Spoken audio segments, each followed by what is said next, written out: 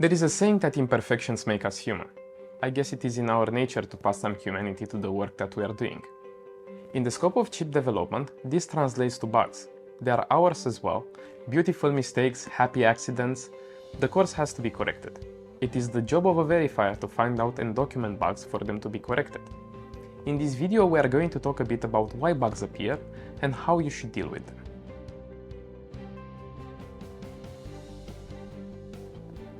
Bugs or issues are part of every engineer's life, to state the obvious. So get used to finding them, but you shouldn't get used to tolerating them. What is a bug, you may ask? A bug is a misalignment between expectations and reality. Usually expectations are stated either in written form in requirements and specifications, or they can be reference values computed on the fly by a reference implementation of the specification.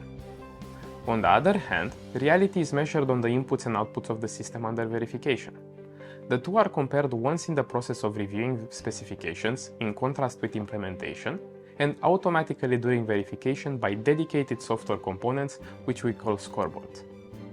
The sources of bugs are many, but it boils down to one thing. The root of all bugs is human nature. Tired people writing specifications or coding, misinterpretation of what others are asking for, checking your phone while in a meeting, interruptions, and others. In the life cycle of a product creation bugs appear first in the specification, and naturally they will manifest down the design, implementation, and realization chain. For how to find bugs in the specification, you can read the article that's now on the screen.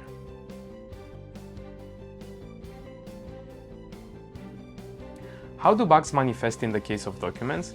Same as any other mistakes happens. A typo, a vague statement, or an incoherent explanation. There is a saying that engineers are like dogs. They have a smart gaze, but are unable to express themselves. It's a joke, of course. This can sometimes be clearly seen in documentation, though.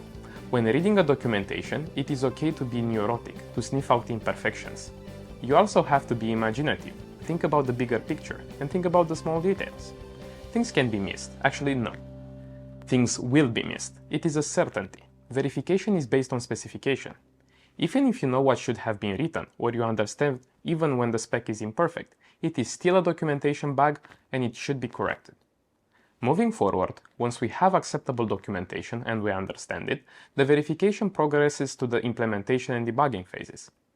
Here we have to find the differences between the specification and the implementation, as well as other imperfections that affect the functionality as intended from the requirements. Some further know-how will be needed at this stage. Apart from the design specification, standards and protocols are a part of chip development. A verifier as well as a designer should read, understand, and be able to develop on top of already existing industry knowledge.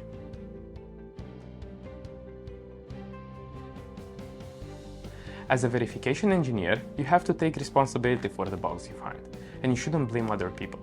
Your role is to make a better product, and the focus should be on the product, not on the people building it.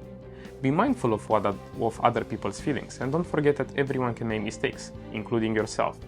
When you communicate bugs, be gentle. Do it as if you would like others to communicate it to you. You shouldn't be overconfident, and always doubt your findings, as well as discuss them with the one you think is responsible for fixing the bug. Until you get an official confirmation, it is not yet a bug, but a finding to discuss and analyze with other team members. Be rigorous and describe in little details what were the expectations, what is the reality, and the contradiction between the two. Provide concrete examples and always point to the source of information that you base your assumptions on. You should provide a way to reproduce the bug such that other people can analyze it independently of you. Be rigorous and track the bugs you find, usually using the bug tracking system in place like Jira, Mantis, UTrack, or others. Once recorded, make sure that bug is fixed and close it once you have proof it is fixed. In certain organizations, the closing of TRs might be somebody else's job. I am Andrei, we are AMI Consulting. We provide services for verification in a variety of areas like computing, automotive, servers, telecom, and others. You can visit our website at the link on the screen, and if you are there, you might as well visit our brothers and sisters at AMIKDA. They develop tools for design and verification to make our life easier. Thank you for watching.